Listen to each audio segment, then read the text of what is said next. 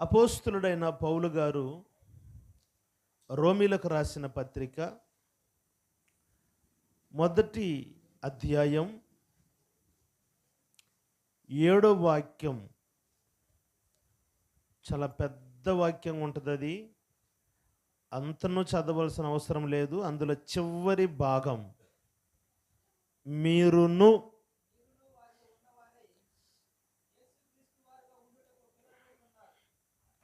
ప్రేమగల తండ్రి పరిశుద్ధుడా, ఈ పూట ఈ వాక్యము ద్వారా మీరు మాతో మాట్లాడండి. వినగలిగే చెవి, గ్రహించే హృదయం నీ బిడ్డలకు కలుగు చేసి, ప్రభువా నా నోటికి మీరు బోరగా ఉండి మాట్లాడుతున్న ప్రతి మాట సూటిగా తేటగా అనేక మందికి ప్రయోజనకరమైన మాటలుగా మీరు మార్చమని యేసు నామములో ప్రార్థించి అడుగుచున్నాము తండ్రి, ఆమేన్. నా ప్రియులరా, మనందరము పిలవబడిన వారం. ఎవరి చేత పిలవబడిన వారము అని అంటే, దేవుని చేత మనము పిలవబడిన వారం. పేతురు మొదటి పత్రికలో మొదటి అధ్యాయం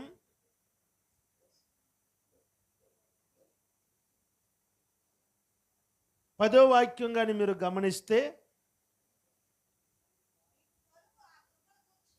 2వ పేతురు మొదటి అధ్యాయం 10వ వాక్యాన్ని మీరు చదివితే, అందువలన సహోదరులారా మీ పిలుపును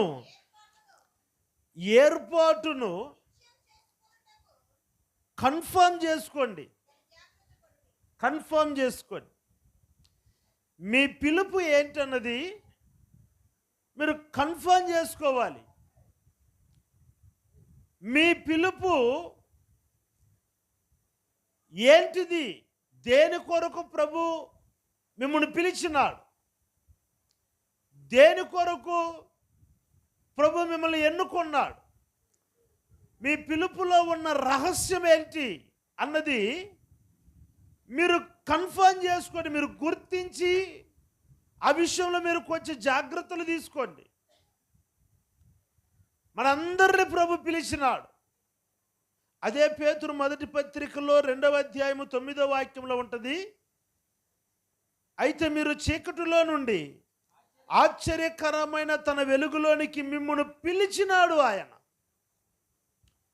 ఆయన మనల్ని పిలుచుకున్నాడు. ఎక్కడి నుండి? చీకట్లో నుండి. ఎక్కడికి పిలిచాడు? వెలుగులోనికి పిలిచాడు. ఒకప్పుడు మనందరం చీకటిలో ఉన్నవాళ్ళం. అయితే దేవుడు మనలను ఆయన వెలుగులోనికి పిలుచుకున్నాడు. ఆశ్చర్యకరమైన తన వెలుగులోనికి పిలుచుకున్నాడు. పిలిచాడు కదా. పిలుచుకున్న ఆ పిలుపులో ఉన్న రహస్యం ఏంటి అన్నది మనం గమనించాలి. దాన్ని కన్ఫర్మ్ చేసుకోవాలి. మన పిలుపుకి ఒక రహస్యం ఉంది. ఆ రహస్యం ఏంటని ఎరుగకుండానే చాలామంది ప్రభు మమ్మల్ని పిలిచాడు, ప్రభు మమ్మల్ని పిలిచాడు, ప్రభు మమ్మల్ని పిలిచాడు అనుకుంటుంటారు.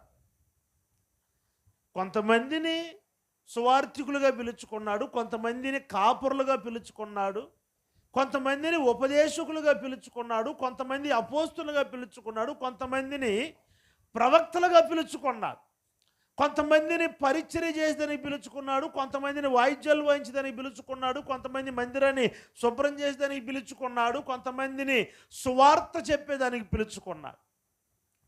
ఆ పిలుపులో నీ పిలుపేది అన్నది నువ్వు గ్యారంటీ చేసుకోవాలి, కన్ఫర్మ్ చేసుకోవాలి. ఆ పిలుపులో ఉన్న రహస్యమే తెలియకుండా ప్రభు మమ్మల్ని పిలుచుకున్నాడంటే ఎట్ట కుదురుతుందండి? అందుకే దైవజనులు యేసన్న గారు ఆ పాటలో ఆ పదం పెట్టుంటారు. సిలువదారి నా బలిపీఠమా, నీ రక్తపు కోట నాకు నివాసమా, సిలువదారి నా బలిపీఠమా, నీ రక్తపు కోట నాకు నివాసమా, నన్ను నీవు పిలచిన పిలుపు రహస్యమా, ఇది ఏ నీ త్యాగ సంకేతమా. నన్ను నీవు పిలచిన పిలుపు రహస్యమా, ఇది ఏ నీ త్యాగ సంకేతమా. శ్రీమంతుడా యేసయ్యా, నా ఆత్మకు అభిషేకమా, నా అభినయ సంగీతమా. దేవునికి స్తోత్రం. సిలువదారి నా బలిపీఠమా, నీ రక్తపు కోట నాకు నివాసమా. నన్ను నీవు పిలుచుకున్న పిలుపు రహస్యమా. అంటే ప్రతి ఒక్కరికి పిలుపు ఉంది, ఆ పిలుపులో రహస్యం ఉంది. భక్తుడు అంటాడు, ఆశీర్వాదమునకు వారసులగుటకు మీరు పిలువబడ్డారు అని అన్నారు. సమాధానము మీకు కలుగుట కొరకే దేవుడు మిమ్మల్ని పిలుచుకున్నాడు అని అన్నాడు. ప్రయాసపడి భారం మోసుకొనుచున్న సమస్త జనులారా నా యొద్దకు రండి, నేను మీకు విశ్రాంతిని కలుగజేస్తానని పిలుచుకున్నాడు. ఇట్లా చాలా పిలుపులు ఉన్నాయి.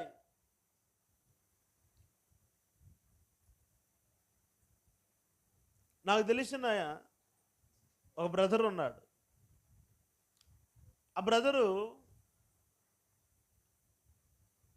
ప్రతి సంవత్సరం కొంత ధనము సమకూర్చుకొని సభలు పెడుతూ ఉంటారు. సువార్త సభలు పెడతారు. వాల్ పోస్టర్స్లో ఆయన ఫోటో ఉండదు. కొన్ని లక్షలు ఖర్చు పెడతాడు, మళ్ళీ ఫోటో ఉండదు, ఆయన పేరు ఉండదు. పెద్దగా ఆయన స్టేజ్ ఎక్కడు, పాట పాడడు, ప్రార్థన చేయడు. కనీసం రెండన్న స్టేజ్ పైకి రండి, ఇంత ధనం పెట్టి మరి మీరు సువార్త వినిపిస్తున్నారు, కనీసము మీ పేరన్న ప్రకటన చేసి అందరం మీ కొరకు ప్రార్థన చేస్తామంటే వద్దొద్దయ్య గారు, అవన్నీ ఏమి వద్దయ్య గారు అని అంటాడు. ఏంటన్నా వాళ్ళు అసలు ఏమి లేకుండానే స్టేజ్ అంతా పొరలాడాలని ఆశపడతా ఉంటే నువ్వేంది అసలు మరుగై ఉంటావని అడిగితే ఆయన అంటాడు, స్టేజీలు ఎక్కాలనో నా ఫోటోలు బ్యానర్ల మీద పడాలనో నేనేం పెద్ద పాటగా నేను చూపించుకోవాలన్నదో నా యొక్క దర్శనం కాదు. ఎవరి ద్వారైనా కొంతమందికి సువార్త వినిపింప చేయాలి, అది నా పిలుపు అని అన్నాడు. ఎంత గొప్ప పిలుపు అండి. పోస్టర్స్ వేయించుకున్నది నా పిలుపు కాదు, స్టేజ్లెక్కి పాటలు పాడేది నా పిలుపు కాదు. సంవత్సరం అంతా ధనాన్ని పోగు చేసుకుంటాను, ఒక 3-4 లక్షలు అవుతుంది. ఏదో ఒక గ్రామాన్ని ఎన్నుకుంటాను, ఆ గ్రామానికి వెళ్ళి మీ బోటుల్ని పిలుచుకుంటాను. సువార్త అన్ని సిస్టము, గ్రౌండు, మొత్తం వర్క్ నేనే చేస్తాను, మీ చేత సువార్త వినిపిస్తాను. ఇది నా పిలుపు అని అన్నాడు. ఎంత ఆశ్చర్యమైపోయిందని నాకు.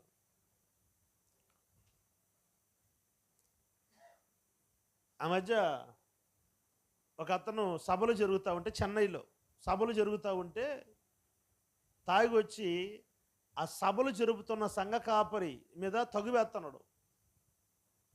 నేనంటే నీకు లెక్కలేదు, నన్ను పెద్దగా పట్టించుకోవు, నా 5,000 నాకు అని అంటున్నాడు. నేను ఎమ్మంటే స్టేజ్ దిగి ఏందన్నా గలబుగా ఉంది, ఏందన్నా గలబు చేస్తున్నాడు అంటే, అన్న ఆయనకు పాటకు సమయం కావాలంట అని అన్నాడు. ఎవరికి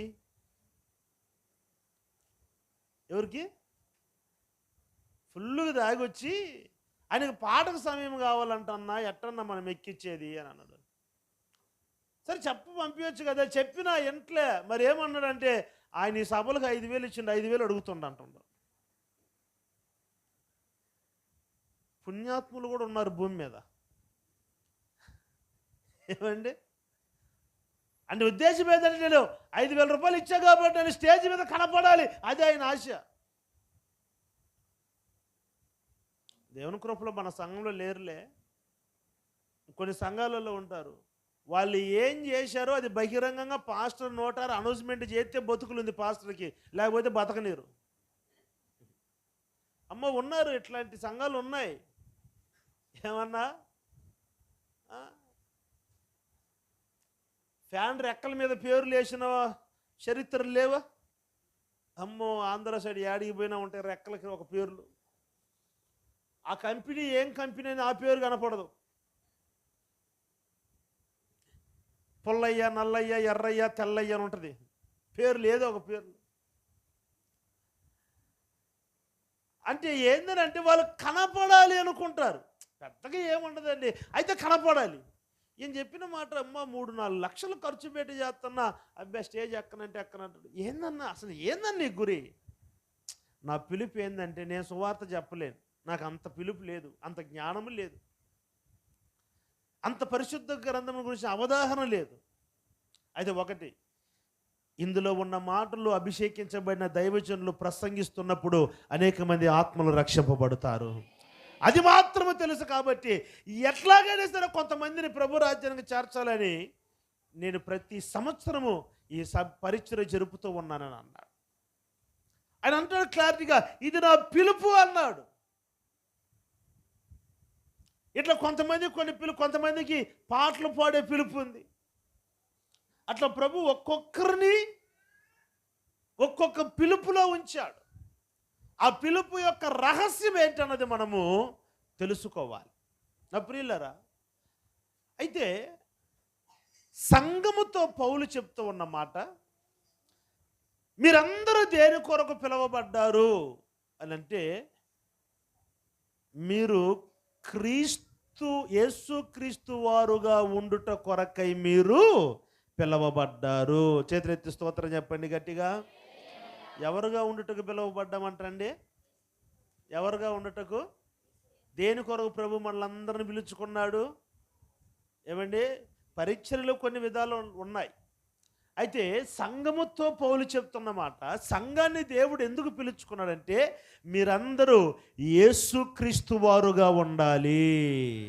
ఒక మాటలో చెప్పాలంటే మనము యేసుక్రీస్తు వారిలాగా ఉండాలి. దేవుని స్తోత్రం చెప్పండి గట్టిగా.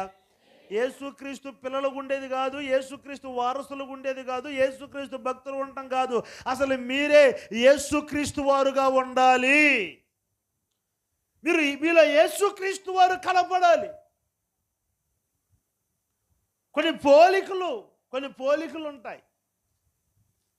యేసుక్రీస్తు వారే వలె ఉండాలి అని అంటే, చిన్నప్పుడు ఒక పాట విన్నా, యేసు వలె ఉండాలని, యేసు వలె మారాలని నా ఆశయా. చిన్నప్పుడు విన్నా ఆ పాట. యేసు వలె ఉండాలి, యేసు వలె మారాలి, యేసులా ఎట్ట ఉండగలుగుతాం మనము అని అనుకునేవాడు చిన్నప్పుడు. అయితే ఇప్పుడు ఈ పౌలు చెప్పిన మాట అదే. ఎట్లా ఉండాలి? క్రైస్తవులుగా కాదు, అసలు మనమే క్రీస్తులాగా ఉండాలి. స్తోత్రం చెప్పండి గట్టిగా. హల్లెలూయా. అంటే అర్థం ఏంటి? చదవండి గలతీ పత్రిక 3వ అధ్యాయం 27వ వాక్యం. క్రీస్తులోనికి బాప్తిస్మం పొందిన మనం అందరము క్రీస్తుని ధరించుకొని ఉండాలి. యేసు వలె ఉండాలి అని అంటే, మీరు క్రీస్తు వలె ఉండుటకు మీరు పిలువబడ్డవారు అని అంటే, యేసుక్రీస్తు వారు మనలో ప్రత్యక్షమవ్వాలి. మనల్ని చూసిన వారు క్రీస్తును చూడాలి. మనతో మాట్లాడిన వారు క్రీస్తుతో మాట్లాడాలి. మనతో సహవాసం చేసిన వాళ్ళు క్రీస్తుతో సహవాసం చేయాలి. అందుకొరకే దేవుడు మనల్ని పిలుచుకున్నాడు. అపోస్తలుడైన పౌలు అంటాడు, నేను క్రీస్తుతో కూడా సిలువేయబడి ఉన్నాను, ఇంక నువ్వు జీవించువాడని నేను కాదు, నాలో క్రీస్తే జీవించుచున్నాడు అని అన్నాడు. అంటే నేను సిలువేయబడ్డాను. పౌలు సౌలుగా ఉన్నప్పుడు అతను ఉన్న కోపము, ద్వేషము, క్రోధము, కచ్చ, వ్యతిరేకత, తిరుగుబాటు ఇవన్నీ కలిగి ఉన్నాడు. యేసుక్రీస్తు రక్తము చేత కడగబడిన తరువాత పౌలు అన్నాడు, నేను సిలువేయబడ్డాను, ఇంకా నాలో సౌలు కనపడ్డు, క్రీస్తే కనపడతాడు. ఇప్పుడు నేను ఎట్ట కనపడుతున్నాను? ఆ తెల్ల జుబ్బ వేసుకున్న ఆయన్ని పిలవండి అని అంటారు, అంతే కదా. ఇప్పుడు నేను ఏం ధరించుకున్నాను? తెల్ల వస్త్రమును ధరించుకొని ఉన్నాను. మరి చందు వెళ్తా ఉన్నాడు అనుకోండి, ఏమంటారు? అదిగో నల్ల సొక్కా వేసుకొని ఉండే ఆ అబ్బాయిని పిల్లవండి అని అంటారు. ఎందుకని? నల్ల సొక్క వేసుకున్నాడు కాబట్టి. అట్లా ఎవరు ఏ రంగు వస్త్రములు ధరించుకొని ఉన్నారో దాన్ని బట్టి గుర్తిస్తారు, పలానా వాళ్ళు ఆ సొక్క వేసుకుని వాళ్ళని పిలవండి అని అంటారు. ఇప్పుడు పౌలు కూడా ఏమన్నాడంటే, క్రీస్తులోనికి బాప్తిస్మం పొందిన మీరు క్రీస్తుని ధరించుకొని ఉండాలి. హల్లెలూయా. అంటే మిమ్మల్ని చూసిన వారు ఎవరిని చూడాలంటే క్రీస్తుని చూడాలి. మీతో సహవాసం చేసిన వాళ్ళు ఎవరితో సహవాసం చేయాలంటే క్రీస్తుతో సహవాసం చేయాలి. ఇదే మాట, ఈ లింక్ ఎక్కడ ఉంటుందంటే ఫిలిప్పీలకు రాసిన పత్రిక 2వ అధ్యాయం 5వ వాక్యం ఉంటుంది ఆ మాట.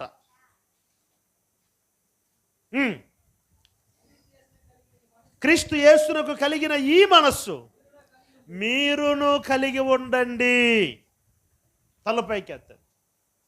అంటే ఇప్పుడు నేను చెప్పిన వాక్యాలు, ఈ మాటలన్నీ కూడా దేన్ని చూపిస్తుందంటే మనలో క్రీస్తు ప్రత్యక్షం అవ్వాలి. క్రీస్తు యేసునకు కలిగిన ఈ మనస్సు మీరును కలిగి ఉండండి. మనసు ఉందా అసలు? మా చిన్నక్క మనసుందా? ఏడుంది మనసు చెప్పు. కొంతమంది మనస్సాక్షిని బట్టి చెప్తా, ఇది గుండెకాయ, అది మనస్సాక్షిని బట్టి చెప్తున్నా అంటారు కొంతమంది.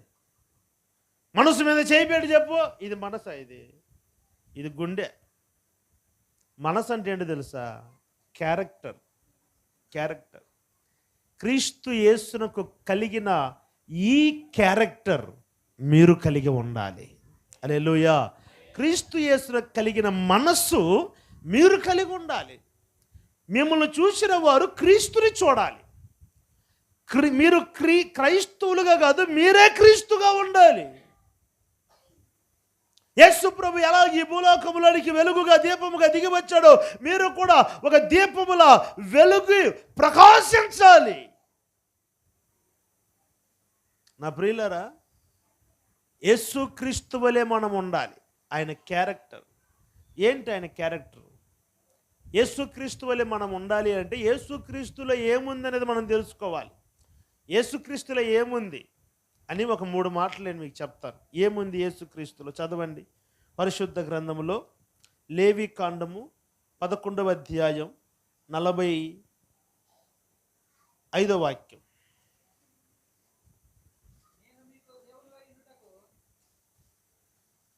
చదువు.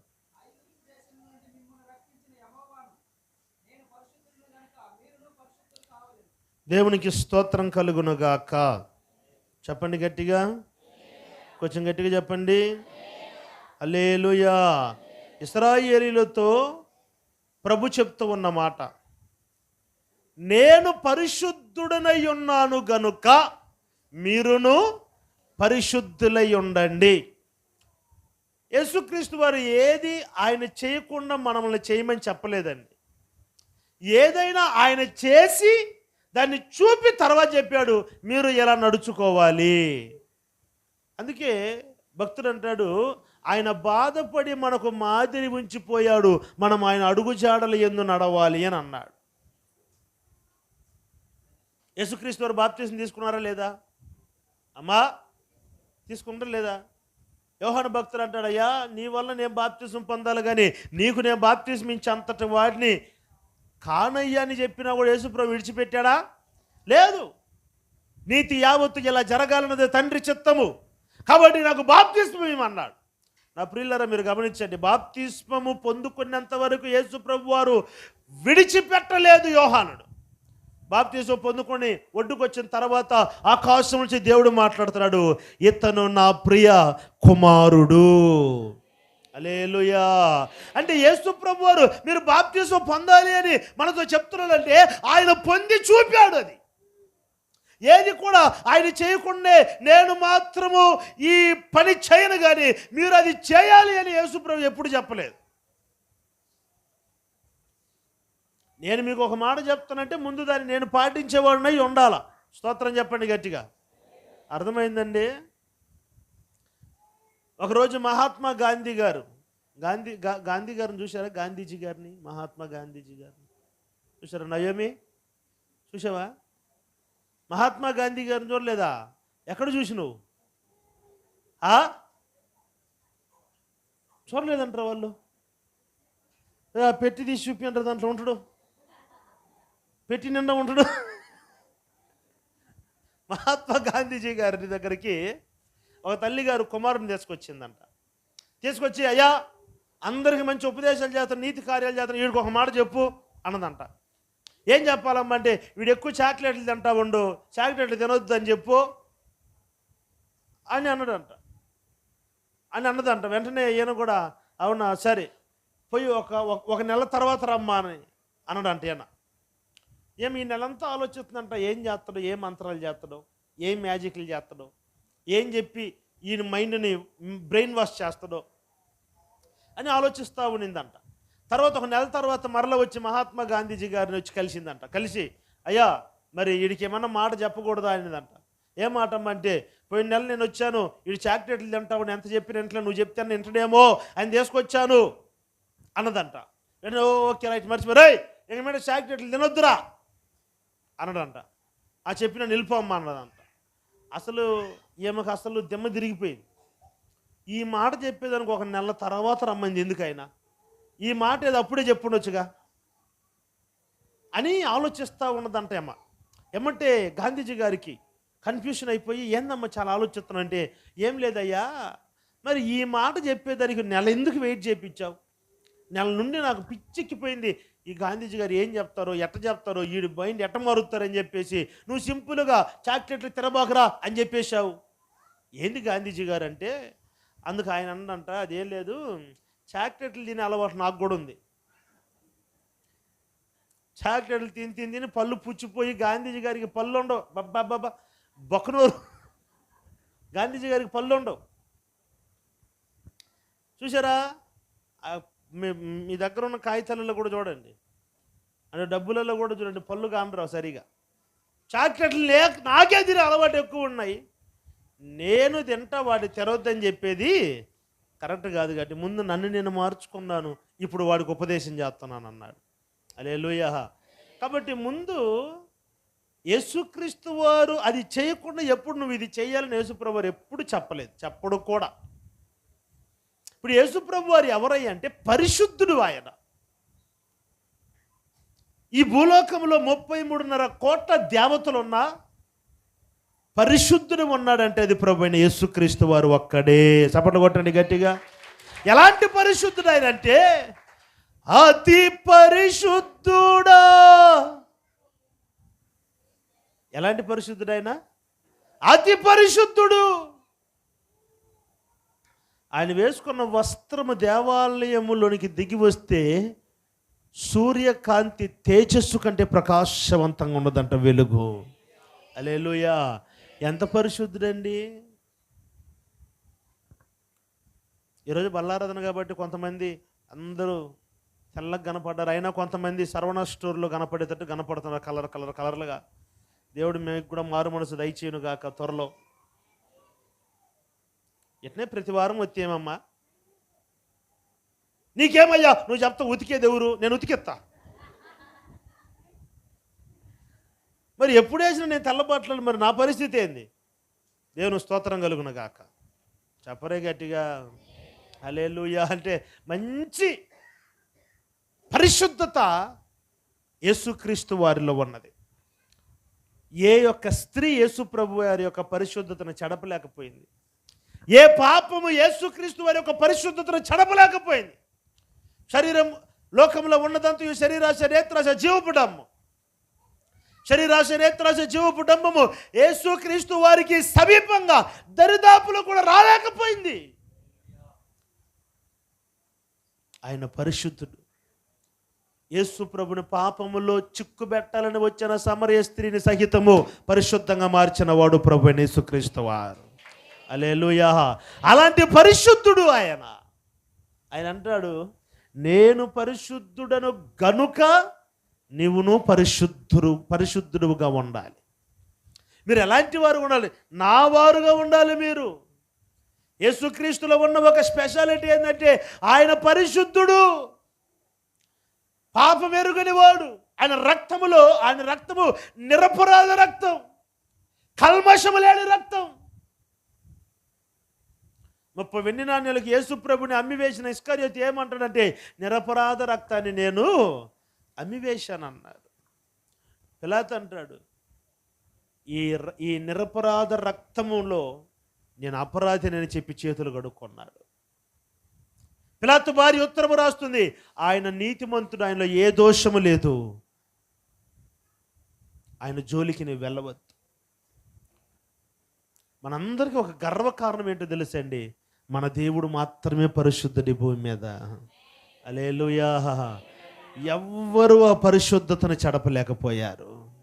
ఇప్పుడు ప్రభు అంటున్నాడు, అదే పరిశుద్ధత మీరును కలిగి ఉండాలి. మనం యేసువారుగా ఉండాలంటే ఏంటి అర్థం ఏంటి? ఆయనలో ఉన్న మనస్సు మనము కలిగి ఉండాలి, ఆ క్యారెక్టర్ మనము కలిగి ఉండాలి. ఆయనలో ఉన్న తత్వము మనలో కూడా ప్రదర్శించబడుతూ ఉండాలి. ఏంటది అంటే, ఆయన పరిశుద్ధుడు గనుక మీరును పరిశుద్ధులై ఉండాలి. మన పరిశుద్ధులుగా ఉండటం అంటే ఏంటి? బాప్తిస్మం పొందుకున్న మాత్రములో మన పాపాలు కడగబడ్డాయి. అయితే మనం పరిశుద్ధతను కాపాడుకోవాలి. ఆ మధ్య ఒక ఆయన బాప్తిస్మం తీసుకొని ఇంటికి వచ్చి అరటికాయలు ఆపిల్కాయలు అవి తెచ్చిచ్చి దయ్యాన్ని ఇంకేం లేదు ఇంక ఇబ్బంది లేదు, నువ్వు బాధపడబాకు అన్నాడు. నాకెందుకన్నా బాధము, నాకెందుకు దిగులన్నా? నేను బాప్తిస్మం తీసేసిన, ఇంక దిగులే, పరలోకానికి పోతాను, నువ్వు బాధపడబాకు నా గురించి అంటున్నాడు. మీకు అర్థమైందా లేదా? అంటే బాప్తిస్మం తీసుకున్న మాత్రంలో పరలోక రాజ్యంలోకి వెళ్ళిపోతామా? బాప్తిస్మం తీసుకున్న మనము పరిశుద్ధతను కాచుకోవాలి. పరిశుద్ధత లేకుండా ఎవడు తండ్రిని చూడలేడు. యాకోబు పత్రికలో పరిశుద్ధత అంటే ఏంటి అన్న విషయం ఒక క్లారిటీ ఇస్తాడు. 1వ అధ్యాయం 27వ వాక్యం.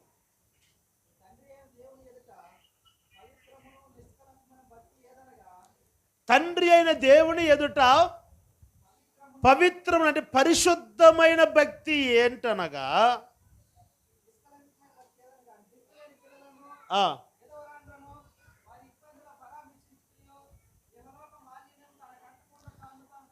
ఇహలోక మాలిన్యము తనకు అంటకుండా తన్ను తాను కాపాడుకొనుటయే పరిశుద్ధత. ఈ లోకంలో ఉన్నదంతయు అమ్మా ఒరే వీళ్ళకి టీ పెట్టాలరా, మంచి నిద్ర టైం పెడుతుంటే మనం ప్రార్థన వేడి టీ పెట్టాలి. ఎప్పుడు పాపకు బర్త్డే? బుధవారమా? సరే అడ్వాన్స్గా టీ అన్న తేకూడదా వీళ్ళకి? నిద్ర లేపలేకపోతున్నా వీళ్ళని. అందుకే కనీసం వాటర్ బాటిల్ అనేది తెచ్చిపెట్టమంటే మీరు ఆ మాట వినరు. ఒక 10 వాటర్ బాటిల్ అటుపక్క, ఒక 10 ఇటుపక్క ఒకటి తెచ్చిపెట్టండి. తాగేదానికి కాదు, నిద్ర వచ్చినప్పుడు మొహం కడుక్కునేదానికి.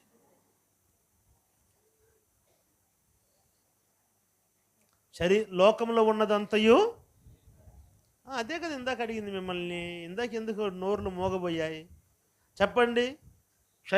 లోకంలో ఉన్నదంతయు శరీరాశ, నేత్రాశ, జీవపడంబం. యాకోబు అంటాడు, ఈ లోక మాలిన్యము మనకు అంటకుండా మనలను మనము భద్రపరుచుకోవాలి. అదే పరిశుద్ధత. హల్లెలూయా. లోకము ఎట్ట పోతుందో మనం కూడా అట్ట పోవాలి కాదండి, అంటే అట్ట పోకూడదండి. లోకం ఎట్టబోతుందో అట్లా మనం పోయేదానికి యేసుక్రీస్తు వారు ఇంకెందుకు మార్గమై దిగి వచ్చాడు. ఏదైనా చూడొచ్చు, ఏదైనా తినొచ్చు, ఎక్కడికైనా వెళ్ళొచ్చు, ఏమన్నా చేయొచ్చు, ఏదైనా తినొచ్చు, ఏదైనా మాట్లాడొచ్చు అని. కానీ ఒకవేళ ఉంటే మరి ఈ బైబిల్ ఎందుకు, ఇన్ని ఉపదేశాలు ఎందుకు, ఇన్ని సంఘాలు ఎందుకు, ఇన్ని సంస్థలు ఎందుకు, ఇన్ని పాటలు ఎందుకు, ఎంతమంది దైవ సేవకులు ఎందుకు, యేసుప్రభు రక్తం కార్చడం ఎందుకు, ఎందుకు ఇవన్నీ అంటే ఈ లోక మాలిన్యము మనకు అంటకుండా మనలను మనము కాపాడుకోవాలి. పరిశుద్ధత అంటే ఏందనంటే మనలను మనం భద్రపరుచుకోవటం, అదే పరిశుద్ధత. ఈ లోకములో ఉన్న అలవాటులు మనలోనికి రానివ్వకుండా జాగ్రత్త పరుచుకోవాలి, అదే పరిశుద్ధత. యేసుక్రీస్తు వారు 33.5 సంవత్సరం భూమి మీద జీవించిన యేసుక్రీస్తు వారి మీద ఎవరు ఏ బురద చల్లలేకపోయారు. అదే యేసుప్రభు అంటారు, నాలో పాపం ఉందని మీలో స్థాపించగలిగిన వాడు ఎవడు? ఎవరైనా యేసుప్రభు మీద నేరం మోపగలిగినారా? పిలాతు అడిగారు, ఈయన శిలువ మరణము పొందేంత తప్పేం చేశాడు అంటే ఆయన యూదులకు రాజు అంట అన్నారు. నోరుబై, అది ఒక నేరమా ఏంటి? ఆ నేరానికి శిలువ వేయాలనా ఏంటి? ఆయన చేసినారు, ఆయన యూదులకు రాజు అన్న, నువ్వను ఇబ్బంది ఏముంది?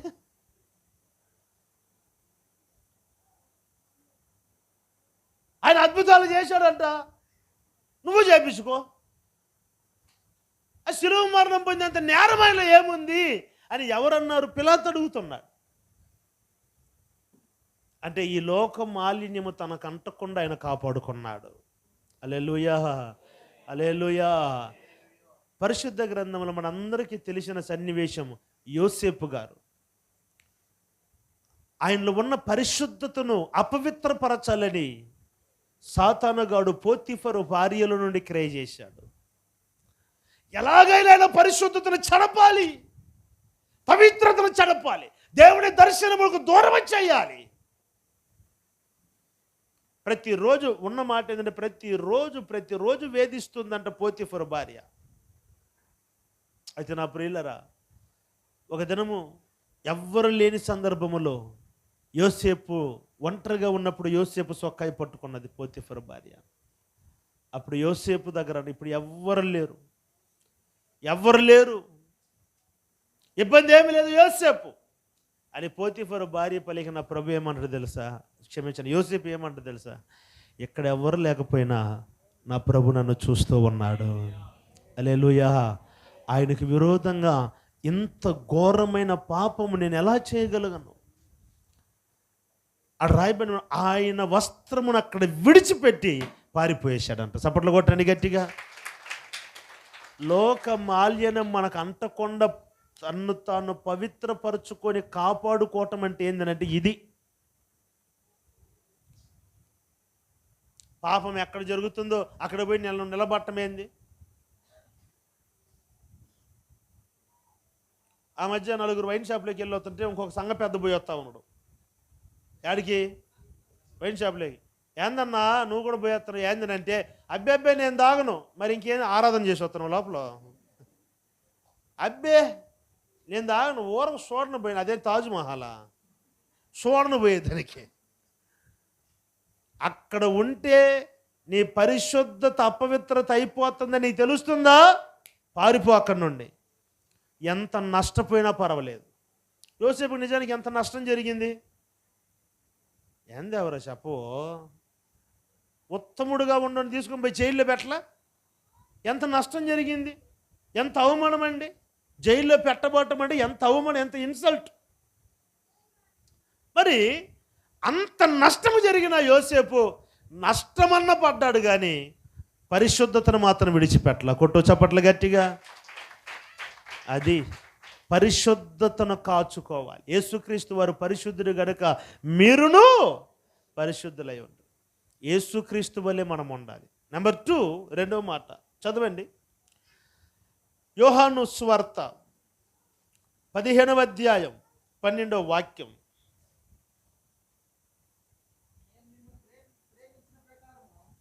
నేను మిమ్మును ప్రేమించిన ప్రకారం. ఎందుకో నాపై నీకింత ప్రేమ, అందుకో నా స్తుతి అర్పణ. ఎందుకో నాపై అందుకోనా. అందరు స్వరమెత్తి చప్పట్లు కొడుతూ కన్ను పాపవలే కాచిన స్వరమెత్తి నిరెక్కలపై కన్ను పాపవలే కాచిన దేవా నిరెక్కలపై మోసిన ప్రభువా గడచిన కాలము ఆపదలెన్నో గడచిన కాలము ఆపదలెన్నో కృపలో దాచి కాపాడినావే కృపలో దాచి కాపాడినావే. ఎందుకో నాపై నీకెంత ప్రేమ అందుకో నా స్తుతి అర్పణ. ఎందుకో నాపై నీకింత ప్రేమ అందుకో నా స్తుతి అర్పణ. దేవునికి స్తోత్రం. ప్రేమామయుడు అందరూ చెప్పండి. ఆయన ఎవరు? ఆయనకు ప్రేమ చూపటం మాత్రమే తెలుసు. ద్వేషించడం తెలుసా ఇశ్రాయేలు అన్నా? తెలిస్తే మనం బతుకుదుమా? యేసుప్రభుకు ఉన్న ఒక గొప్ప లక్షణం ప్రేమించడం మాత్రం తెలుసు ఆయనకి, శిక్షించడం తెలియదు. వ్యభిచారము చేస్తున్నప్పుడు పట్టబడిన ఒక స్త్రీ, ఆమె గురించి పెద్దగా బైబిల్లో పెద్ద చరిత్రలు ఉండదు, కానీ ఆమెను రాళ్లతో కొట్టి చంపేదానికి తీసుకొచ్చారు. అలాంటి సందర్భంలో యేసు ప్రభు వారు ఎదురుపడ్డారు. వెంటనే ఆమెను చంపేదానికి పరిగెత్తుచూ ఉన్న వారు అందరూ వచ్చి ఈమె వ్యభిచారము చేస్తున్నప్పుడు పట్టబడ్డది. రాళ్లతో కొట్టి చంపమని మోసే ధర్మశాస్త్రం ఇచ్చాడు. అయితే నీ పేరేంటి? యేసు అంటే రక్షకుడు. ఇప్పుడు నువ్వు చెప్పు, మోసే ధర్మశాస్త్రమును బట్టి ఏమైనా రాళ్లతో కొట్టి చంపాలా, లేకపోతే యేసు ప్రభు అనబడిన పేరును బట్టి ఏమైనా రక్షించాలా? ఏం చేద్దాం చెప్పు అన్నారు. యేసు ప్రభు అన్నాడు, ఓకే రైట్, మోసే ధర్మశాస్త్రాన్ని మీరు పాటించండి. అయితే మీలో పాపము లేనివాడు వాడు ఎవడో వాడు మొదట రాయి వేయాలి. మనం ఏంటంటే ఎవడు వీపు వాడికి అమ్మో ఇతరుని ఏళ్ళు చూపించమంటే అవునా ఏం చేసిండో అవునా.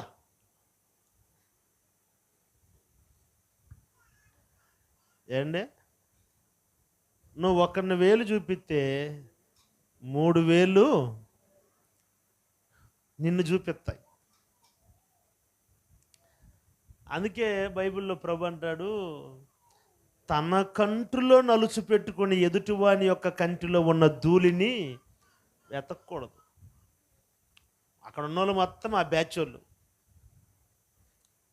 యేసు ప్రభు వారు ఒక చరిత్రలో క్షమించండి ఒక మ్యాగజైన్లో చదివాను. అక్కడ కూర్చొని ఏదో రాస్తూ ఉన్నాడని ఉంటుంది అక్కడ బైబిల్లో.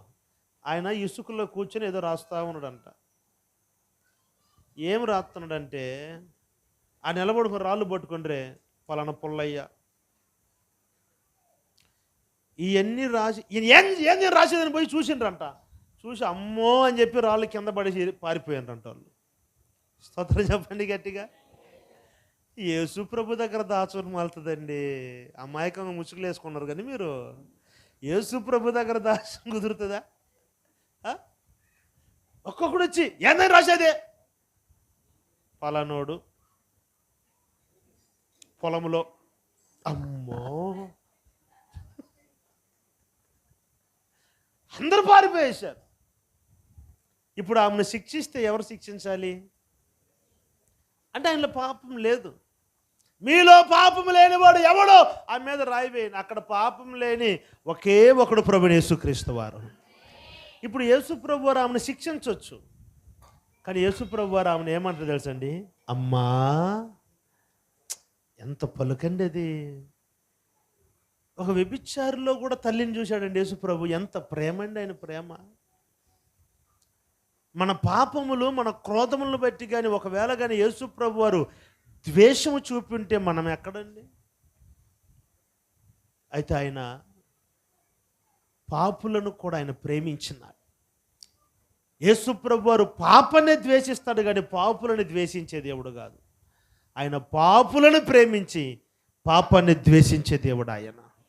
నా ప్రియులరా, ఆయన అంటాడు, నేను మిమ్మల్ని ప్రేమించనుగా ఎట్లా, మీరు కూడా ఒకరిని ఒకరు మీరు ఎలా ప్రేమించాలి?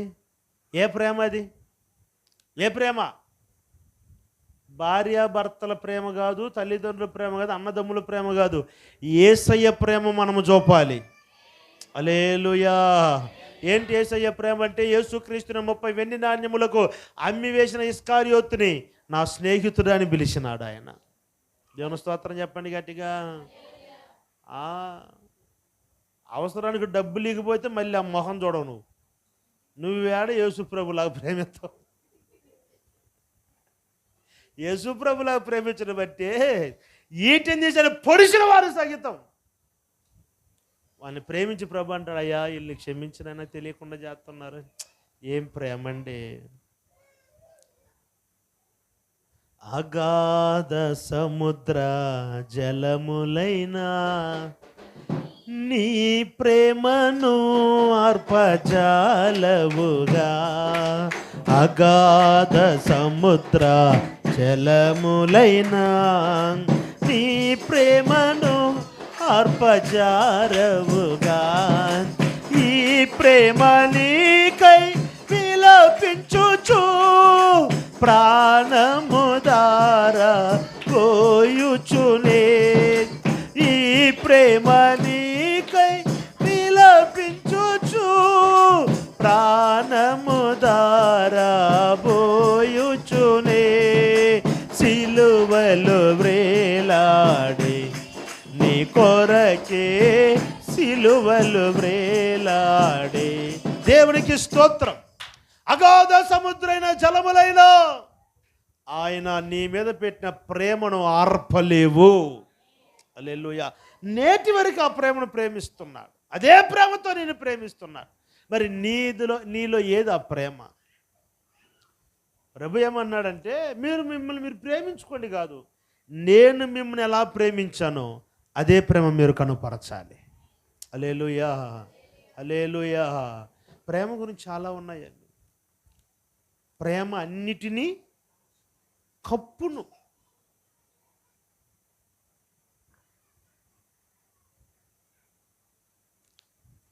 పగదీర్చుకోదు ప్రేమ. వైరమును ప్రత్యక్షపరచదు ప్రేమ. ద్వేషాన్ని కక్కదు ప్రేమ. ప్రేమ అన్నిటినీ తాళుతుందండి. ప్రేమ అన్నిటినీ సహిస్తుంది. ఇప్పుడు నా కుమారుడు ఉన్నాడు, చిన్న పొరపాటు చేశాడు, చిన్న తప్పు చేసేసాడు. వాడు తప్పు చేసిన మాత్రంలలో ఇక నాకు వీడు వద్దు అని చెప్పి నా చేతితో చంపుకుంటాను వాడిని నేను. సర్లే అని చెప్పి వాడి మీద మరలా ప్రేమను చూపుతాను. మనం కూడా ఎలాంటి ప్రేమ అయ్యా అంటే యేసు ప్రభు వారు చూపిన ప్రేమ. హల్లెలూయా. దెస్సలోనికి రాసిన మొదటి పత్రిక 3వ అధ్యాయం 13వ వాక్యంలో సంఘానికి పౌలు ఒక మాట చెప్తారు, చదవండి. దెస్సలోనికి రాసిన మొదటి పత్రిక 3:13. మరియు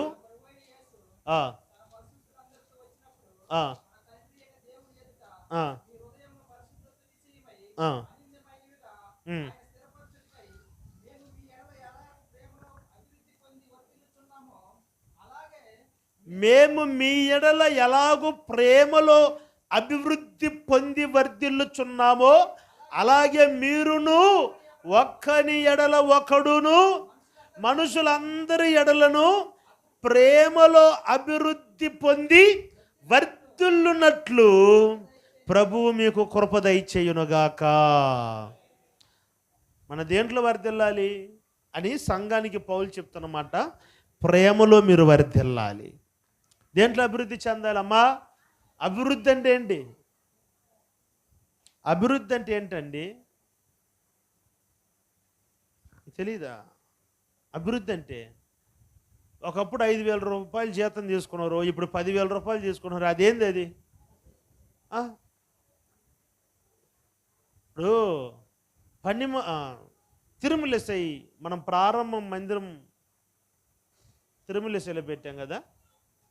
మొన్న ఇస్రాయేల్ అన్న గారు గుర్తు చేశారు. అది నా పేరులో ఇస్రాయేల్ అన్న గారు, అయ్యా నువ్వు తిరుమేసుగా చిన్న పిల్లోడు నింగి నింగి నిమ్మని వస్తున్నావు అయ్యా నువ్వు అప్పుడు అని గుర్తు చేశారు నాకు మొన్న వచ్చినప్పుడు. నిజం చాలా రోజులు అయింది గుర్తు చేసుకున్నాయి. అప్పుడు మీరు ఆ స్థలాన్ని చూశారు కదండి.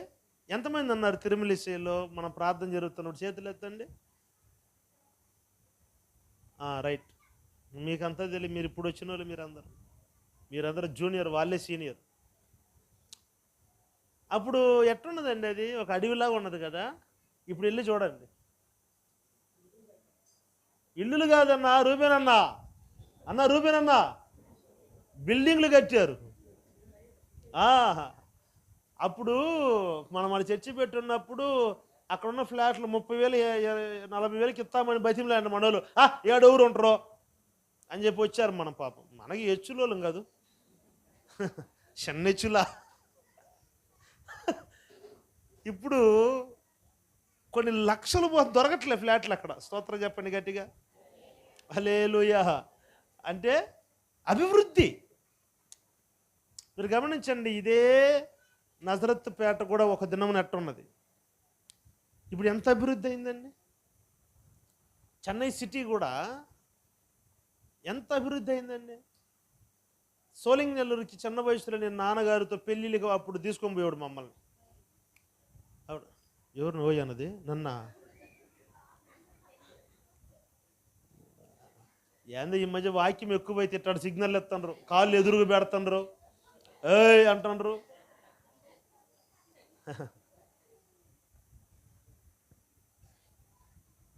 కొంతమంది సౌండ్ ఆపేస్తుండ్రు. టైం అయిపోయిందని ఎక్కువ. అప్పుడు సోలింగ్ నెల్లూరుకి వెళ్ళేటప్పుడు ఫుల్గా ముళ్ళ చెట్లు, రోడ్లు లేవు అప్పుడు. ఉదయం ఒక బస్సు, సాయంత్రం ఒక బస్సు, మట్టి రోడ్లు, ఫుల్గా ముళ్ళ కంపలు. అసలు ఒక అడవి భయంగా ఉంటుంది ఆ సోలింగ్ నెల్లూరు వెళ్ళాలంటే. ఇప్పుడు మీరు కానీ రాత్రి వెళ్ళారనుకో, పగులేదో రాత్రి ఏదో తెలియదు అక్కడ. నిజం. అమ్మా, దమ్ బిర్యానీలు నైట్ 2 గంటలకు అమ్ముతూ ఉండరు. జిప్ప జనాలు ఉండరు బిర్యానీ చుట్టూ. నాకు అనిపిస్తే నిద్ర రాని వాళ్ళందరూ అక్కడికి వచ్చేటట్టు ఉండరు. ఏమి రోడ్లు, ఏమి హైటెక్ సిటీలు, ఏమి బిల్డింగ్లు, అబ్బబ్బబ్బబ్బబ్బ మైండ్ పోతుందండి. అంటే ఏంటి అది? అభివృద్ధి అంటే విస్తరించటం, అభివృద్ధి చెందటం. ఇప్పుడు మీరు కూడా అభివృద్ధి చెందారు. కానీ ప్రభు ఏమంటున్నాడంటే, ప్రేమలో ఏమన్నా అభివృద్ధి కనపడుతుందా అండి? ఒకప్పుడు నా దగ్గర ఏమన్నా ఉంటే 2 ఉంటే వాళ్ళకి ఇచ్చేవాళ్ళనండి. కానీ ఇప్పుడు నా ప్రేమ అభివృద్ధి అయింది. నా దగ్గర 2 లేకుండా 1 ఉన్నా 1 కూడా వాళ్ళకి ఇచ్చేస్తున్నాను. అది ప్రేమలో అభివృద్ధి అవ్వటం. హల్లెలూయా, హల్లెలూయా. ఒకవేళ పరిశుద్ధ బల్లారాధనకు సమీపించున్నాం కనుక హెచ్చరిస్తున్నా, నిజంగా నువ్వు దేవుని ప్రేమ కలిగి ఉంటే ప్రేమ అన్నిటిని కప్పేయాలి. ఎవరి మీదన్నా ఒకవేళ ద్వేషము, కక్ష, పగ, ఈర్ష, ఒకవేళ కపటముతో ఒకవేళ మీ మనసులో ఈ దినం మీరు ఉన్నట్లయితే ప్రభు మిమ్మల్ని హెచ్చరిస్తున్నాడు. మీరు ప్రేమ యందు వేరుపారాలి, ప్రేమలో అభివృద్ధి చెందాలి. ప్రేమ అన్నిటిని కప్పును గనుక నీతోటి వారు, నీతో ఆయన శరీరంలో చేయి వేసేవాళ్ళు, ఆయన రక్తంలో చేయి వేసేవాళ్ళు ఒకవేళ నేను ఏ విషయంలో నిన్ను బాధ పెట్టుంటే, దుఃఖపరిచి ఉంటే, ఈ ప్రేమ ఆ దోషములను కప్పాలి. హల్లెలూయా, హల్లెలూయా. ఆయన మన దోషములన్నిటిని కప్పాడు. అందుకే కీర్తనకారుడు అంటాడు, నీవు నిదానించి చూడగలిగిన ఎడల నీ ఎదుట నిలబడగలిగిన వాడెవడు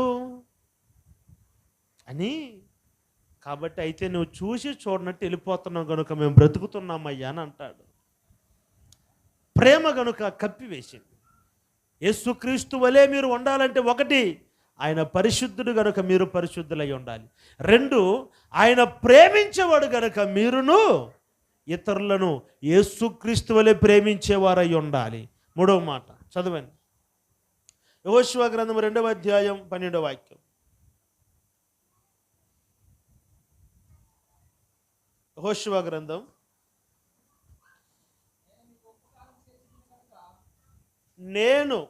నేను చెప్పే ప్రతి రెఫరెన్స్లో ముందు ఆయన చేసి తర్వాత మనల్ని చేయమన్న విషయాలు కనపడతాయి. నేను మీకు ఉపకారము చేసి తిని గనుక మీరును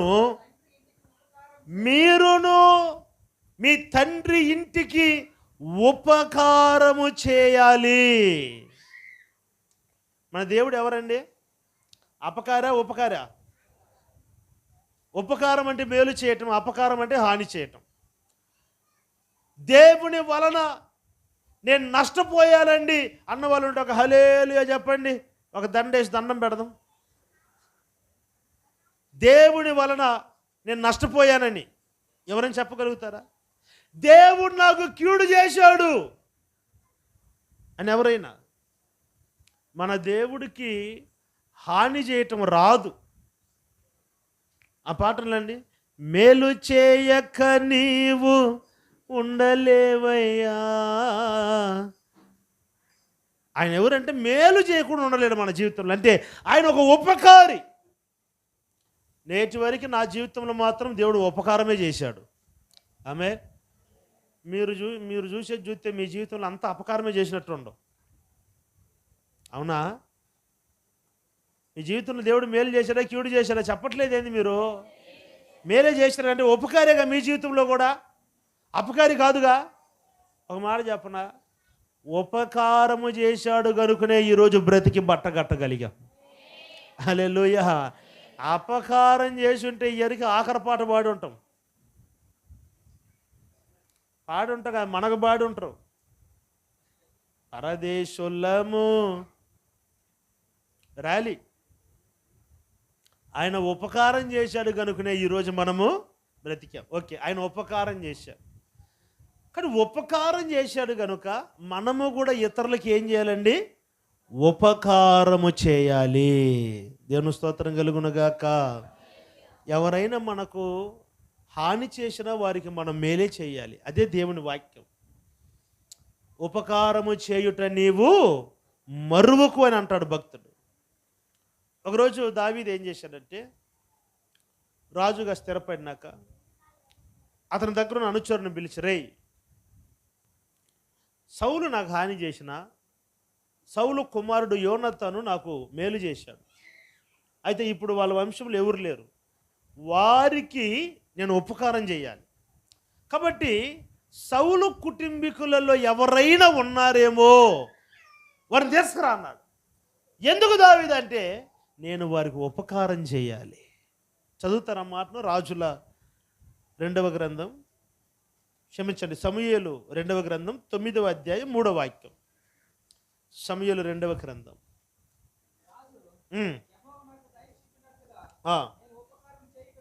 నేను ఉపకారము చేయుటకు సౌలు కుటుంబములలో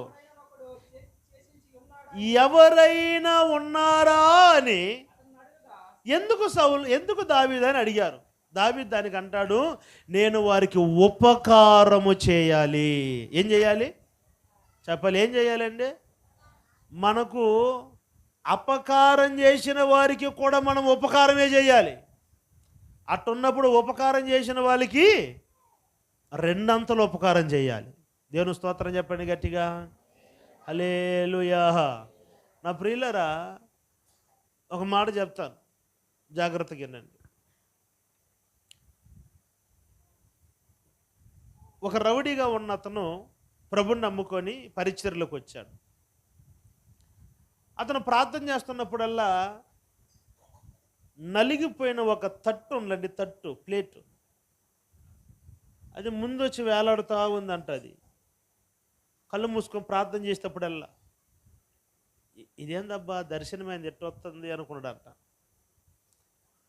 మళ్ళీ కాసేపు పడుకొని మరల లేచి ప్రార్థన చేస్తుంటే మళ్ళీ అదే నలిగిపోయిన సొట్టలు పడిపోయిన తట్టు, అల్యూమినియం తట్టు ముందొచ్చి ఊగులాడుతూ ఉందంట. ఈయనకి ఏం అర్థం కాకుండా పాస్టర్ దగ్గరికి వెళ్ళి మరుసటి రోజు, పాస్టర్ గారు నేను ప్రార్థన చేస్తుంటే మరి ఎందుకో ఈ నలిగిపోయిన అల్యూమినియం తట్టు నాకు ముందు కనపడుతూ ఉంది, ఎందుకు అది కనపడుతుంది అని అడిగాడంట. ఏమంటే పాస్టర్ అనంట, నీకు దానికి ఏదో లింక్ ఉంది, ఆ లింక్ ఏంటో నువ్వు దేవుని దగ్గర అడుగు అన్నాడంట. మరుసటి రోజు అట్లానే ప్రార్థన చేస్తూ ఉండేటప్పుడు మరలా అట్లానే నలిగిపోయిన అల్యూమినియం తట్టు కనపడుతున్నది. వెంటనే ప్రభు దగ్గర, ప్రభు ఈ అల్యూమినియం తట్టు నాకు ఏంది అర్థం కావట్లేదు, దీని భావం నాకు చెప్పమన్నాడంట. వెంటనే ఒక పండు ముసలామెను ప్రభు ఆయనకు చూపెడుతున్నాడంట. ఒక ముసలామె. ఆ ముసలావిడ ఎవరంటే మార్కెట్లో భిక్షం ఎత్తుకుంటున్న ఒక ముసలావిడ, అడుక్కుంటున్న ఒక ముసలావిడ. ఎక్కడో ఏమన్నా చూశానే అని చెప్పి అప్పుడు ఆలోచనకు వస్తుందంట. అప్పుడు ప్రభు అంటున్నాడంట, నీవు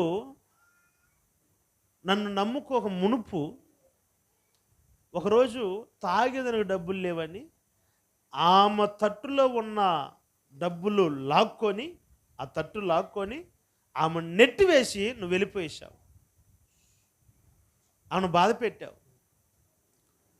ఆమెకు నువ్వు ఉపకారం చేయాలి, నీ వలన బాధపడింది కదా, నువ్వు ఆమెకు ఉపకారం చేయాలి అన్నాడంట. వెంటనే మరుసటి రోజు బయలుదేరి రెడీ చేసి ఆమె దగ్గరికి వెళ్ళాడంట. వెళ్ళి ఆమె దగ్గర మాట్లాడాడంట. అమ్మ నేను ఎవరో తెలుస్తుందంటే నాకేం తెలియలేదు అయ్యా అన్నదంట. ఒక 6 నెలల క్రితం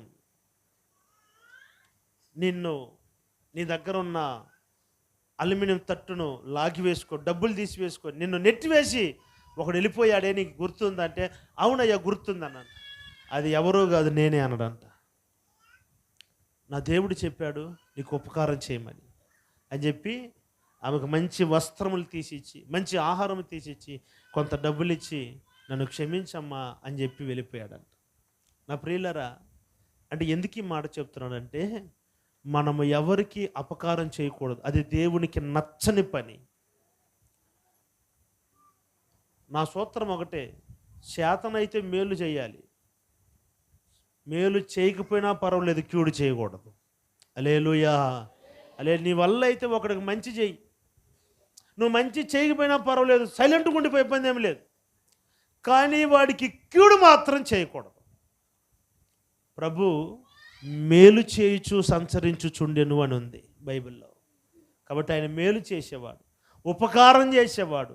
మనము కూడా ఇతరులకి ఉపకారం చేయాలి. ఈ 3 అనుభవాలు ఉన్నప్పుడు మనము కూడా యేసుక్రీస్తు వారమై ఉంటాం. అట్టి కృప దేవుడు మనందరికీ అనుగ్రహించునుగాక.